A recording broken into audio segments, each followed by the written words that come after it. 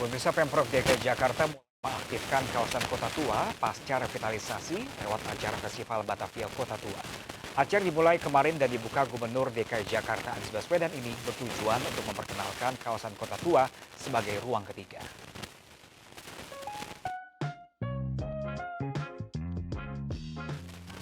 Ya, pemirsa, untuk penataan trotoar hingga penertiban pedagang kaki lima saja, proyek revitalisasi ini memakan biaya hingga 65 miliar rupiah.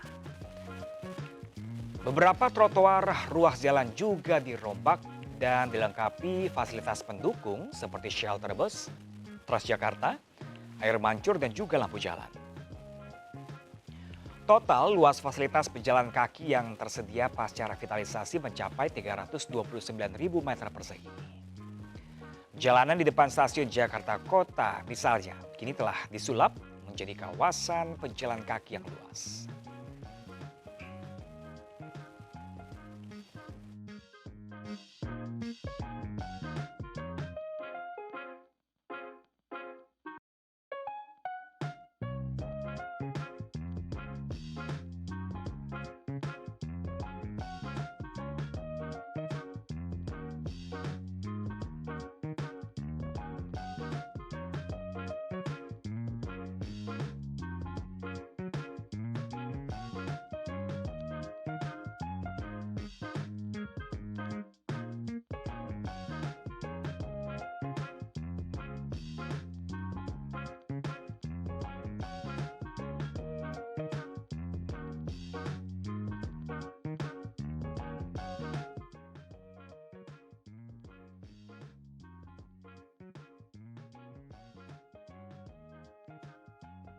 Ya, pemirsa, proyek revitalisasi sendiri berawal dari dekret Gubernur Ali Sadikin di tahun 1972 yang menjadikan Kota Tua sebagai situs warisan. Pada 1993, Suryadi Sudirja menetapkan 93 bangunan di kawasan Kota Tua sebagai cagar budaya. Namun, baru pada tahun 2013 di bawah kepemimpinan Joko Widodo, penunjukan konsorsium swasta pun dilakukan untuk bekerjasama dengan Pemprov DKI. PT Pembangunan Kota Tua Jakarta atau JOTRC ditunjuk sebagai pelaksana pengembangan Kota Tua sebagai zona ekonomi khusus. Proyek itu terus dikonkretkan Basuki Cahayapurnama atau Ahok sampai tahun 2017.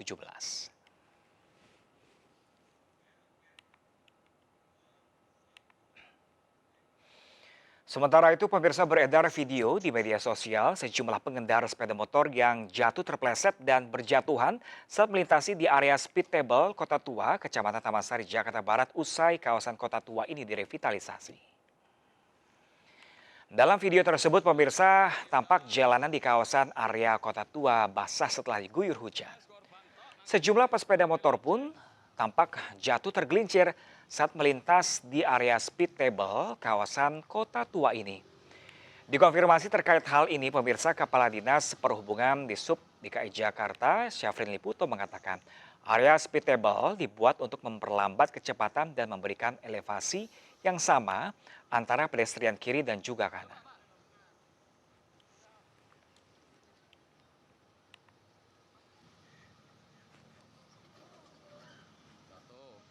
Satu lagi.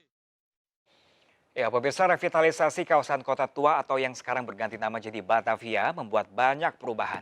Termasuk perubahan menjadi kawasan rendah emisi di mana hanya dikhususkan bagi pejalan kaki.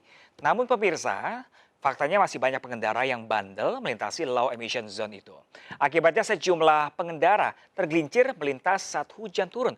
Lalu bagaimanakah seharusnya pemanfaatan kawasan Batavia? Kita akan berbincang langsung, pemirsa, dengan pakar tata kota, ada Kang Yayat Supriyatna. Halo, selamat sore Kang Yayat. Ya, selamat sore. Ya, Kang Yayat, mungkin tadi melihat beberapa tayangan kami nih, Kadisub DKI Jakarta, Syafrin Liputo juga Ya. menyebut sejumlah pengendara sepeda motor tergelincir di area speed table kawasan Kota Tua.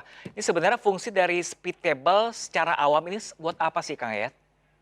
Yang pertama begini, yang harus diketahui itu zona bagi ruang pejalan kaki. Kedua, struktur jalannya berbeda dengan jalan yang rigid atau yang dari aspal.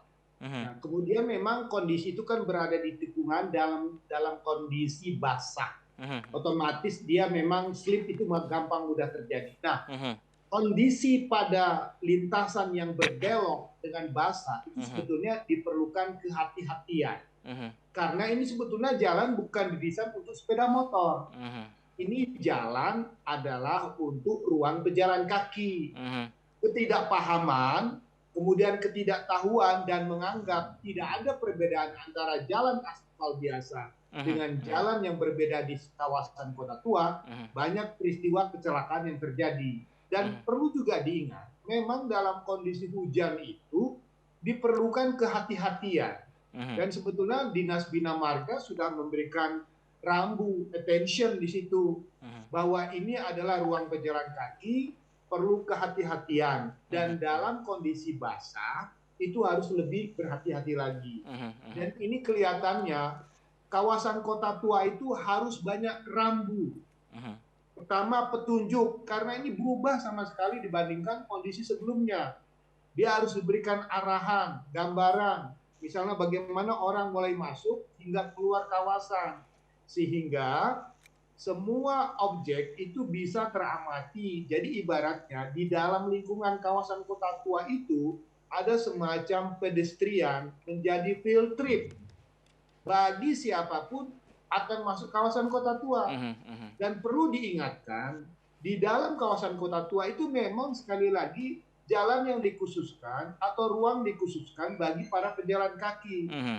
Dan sekali lagi saya mengatakan memang pada umumnya para pengguna motor kita itu kadang-kadang tidak bisa membedakan kondisi pada setiap jalan, baik yang jalan umum dengan jalan yang berbeda Mhm. pada ruang lingkup pada setiap kawasan. Jadi sekali lagi saya mengatakan ruang di kawasan kota tua itu adalah ruangnya bagi para pejalan kaki. Dan Mhm. kemudian ketika peristiwa ini sudah terjadi otomatis perlu ada pencegahan. Mhm. Pertama pencegahan dalam konteks untuk mengurangi terjadinya peristiwa slip dengan bahannya anti-slip lebih kasar sehingga permukaannya itu tidak mudah untuk membuat para pengendara motor jatuh. Dan yang paling penting satu hal lagi, jika pengendara motor masuk kawasan tersebut harus ada rambu tentang Mhm. batas kecepatan Mhm. bahwa di kawasan itu jika motor melintas batas kecepatannya adalah misalnya antara 20 sampai 30 km. Jadi betul-betul pelan Mhm. karena ini betul-betul kawasan yang sebetulnya low emission zone yang sebetulnya terlarang bagi semua kendaraan bermotor yang bisa menimbulkan polusi di Mhm. kawasan kota tua. Nah, Jadi Kang Yayat, sekali lagi mhm. peristiwa ini menjadi bagian yang pembelajaran buat kita semua. Kang Yayat, jika tadi Kang Yayat bilang menggunakan rambu-rambu dan ditambah juga menurut tim kami di lapangan ini sedang diaspal dan juga dilapisi anti slip, artinya ini berarti masih boleh lewat dong kendaraan bermotor di sana. Nah, ini memang harus diingat. Kawasan kota tua itu kadang-kadang menjadi cross cut gitu. Mhm. Lintasan yang memotong ruas pendek. Nah, jika ini mau ditutup, memang harus ada semacam pengaturan ini trafiknya. Mhm. Mhm. Harus ada rekayasa lalu lintas. Mhm. Mhm. Bagaimana kawasan ini kalau betul-betul terlarang bagi sepeda motor harus dibuat Mhm. jalur alternatifnya. Mhm. Maka perlu ada rekayasa manajemen lalu lintas. Mhm. Mhm. Nah, kalau tidak ada manajemen lalu lintasnya, orang tetap akan menggunakan ruas tersebut Mhm. Mhm. karena orang sudah terbiasa. Mhm. Belum tahu dia bahwa ternyata kawasan ini sudah berubah. Mhm. Jadi kalau menurut saran saya, ada bagusnya jika betul-betul low emission zone dan bebas dari kendaraan bermotor, harus ada rekayasa lalu lintas Mhm. yang membuat kawasan itu betul-betul tertutup Mhm. bagi roda 4 maupun roda 2.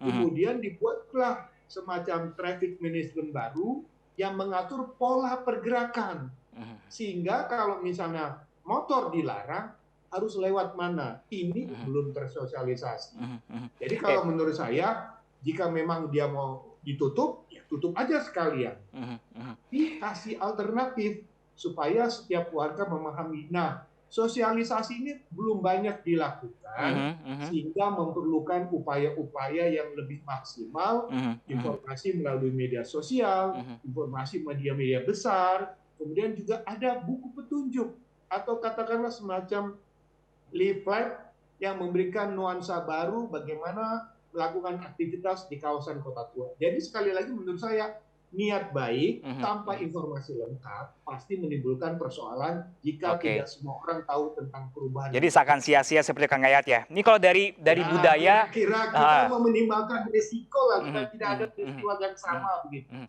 Ini kan masyarakat sudah terbiasa kendaraan bermotor lewat sana sudah menjadi budaya, apalagi tadi katanya Ya, infonya sudah ada petugas bahkan udah banyak ya. korban jiwa yang tergelincir. Ini kalau menurut Kang yang sendiri sebagai pengamat tata kota ini mungkin nggak sih pola pikir masyarakat dirubah dengan cepat seperti itu?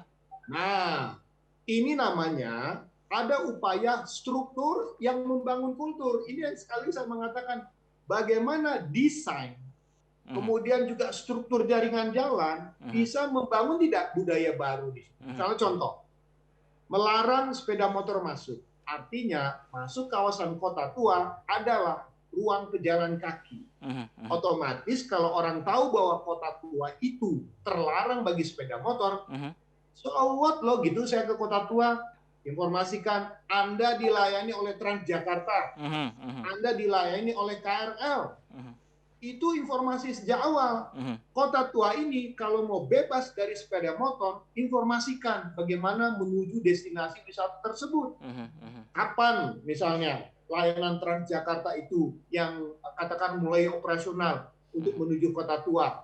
Berapa jumlah katakanlah rute atau moda atau jaringan yang melayani kota tua mhm, antara Blok M sampai mhm, ke kota tua? Apakah kemungkinan juga dari wilayah atau tempat-tempat lain yang mhm, menuju kota tua? Informasi lengkap, kemudian ditambah jarak tempuhnya, kemudian tarifnya, kemudian apa yang harus dipenuhi, itu menjadi hal yang menarik ketika orang sejak awal mengetahui saya tidak diperkenankan membawa kendaraan bermotor ke kota tua, maka saya menggunakan fasilitas transportasi publik. Kalau menurut Kang Mana Yayat sendiri kedepannya informasinya? sebaiknya ini kota tua boleh masuk atau tidak boleh masuk kendaraan bermotor? Kalau dia low emission John, harusnya bebas dari Mhm. kendaraan bermotor. Harus Dan benar-benar tegas ya tidak Kang Yayat ya? harus Mhm, dipertegas mhm, dan harus ada rekayasa lalu mhm, lintasnya. mhm, Kemudian kalau dia bebas dari kendaraan motor, harus ada alternatif kegiatan supaya kota tua tidak mhm, ditinggalkan. mhm, mhm, mhm, Kalau orang tahu di sana, wah nggak boleh bawa motor, nggak bawa mobil. mhm, Restoran di sana juga perlu tempat parkir ya kan? mhm, Kalau tidak difasilitasi, nggak ada tempat, kasihan itu tenan-tenan menjadi kosong. mhm, Kasihan mhm, PKL-nya atau UMKM-nya akan sepi dari pengunjung. mhm, Jadi mhm, kasih tahu, kalau mau ke sana, jika ingin membawa kendaraan bermotor atau membawa roda 4, tempat parkirnya di mana? Berapa mhm, waktu ditempuh untuk berjalan kaki menuju mhm. lokasi tersebut? Oke, Disinilah semua orang masih buta dalam hal ini untuk mhm, mereka yang baru mhm. mengetahui tentang perubahan yang terjadi di kota tua. Oke, kalau untuk secara keseluruhan terkait revitalisasi kota tua ini sudah sesuai tepat sasaran atau enggak, Kang Yayat? Ini menarik, selalu dikatakan kota tua itu adalah atau Batavia itu ya, masa lalu Jakarta untuk masa depan Jakarta. Mhm, Artinya apa? Dia menjadi sesuatu destinasi wisata. Dia harus merubah pola ruangnya, mhm, merubah aktivitasnya. Jadi dia harus menjadi ikon baru mhm, dan mhm, menjadi destinasi baru. Karena selama ini ya harus dikatakan Jakarta itu sangat terbatas ruang publik yang free dan ikonik. mhm, Baru-baru ini viral Tebet Eco Park. mhm. Begitu viral daya Ramai tampung membludak seperti itu ya, Kang Yayat ya? membludak, Mhm, tempat mhm, parkirnya tidak mhm, ada. mhm, Nah peristiwa kemudian ini kan juga terjadi di Batavia di kota tua. Ketika dia baru terbuka, kemudian ada kecelakaan mhm. motor ini. Jadi catatan-catatan peristiwa itulah yang sebetulnya menjadi evaluasi untuk mengurangi dampak dari trafiknya, lingkungannya, peristiwanya, supaya tidak terulang dan menimbulkan masalah baru di kawasan yang baru saja Mhm. ditata. Terakhir Jadi Kang dia Yayat, menjadi ikon untuk perubahan. ya terakhir Kang Yayat mungkin imbauan untuk pemerintah agar revitalisasi ini tepat sasaran seperti apa Kang Yayat? Yang pertama satu, kalau dia menjadi destinasi wisata harus banyak festival. Mhm, Nggak ada artinya menata kawasan tapi sepi dari kegiatan. mhm, Maka pendekatannya adalah sinergi dan kolaborasi. Kalau sudah ditata, maka masuklah UMKM-nya, dinas pariwisatanya, dinas kebudayaannya, dinas kominfonya. Kroyok dia menjadi ikon ekonomi, menjadi bangkitan ekonomi, sentra UMKM.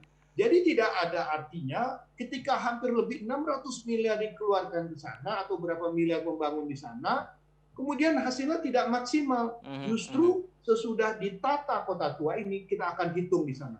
Mhm. Berapa misalnya jumlah pengunjung wisatanya, berapa UMKM yang bertambah, berapa pendapatan masyarakat yang menarik, dan berapa pusat-pusat kegiatan barunya tumbuh. Mhm, mhm. Kita evaluasi selama setahun ini, Baik. ada perubahan atau tidak. Kalau tidak ada perubahan, ya apa yang kita lakukan tidak akan banyak memberikan manfaat secara maksimal. Oke, baik. Terima kasih banyak Kang Yayat Supriyatna selaku pakar tata kota sudah bergabung bersama kami di MS News Now. Kang Yayat, terima kasih Kang Yayat. Salam sehat selalu dan selamat sore.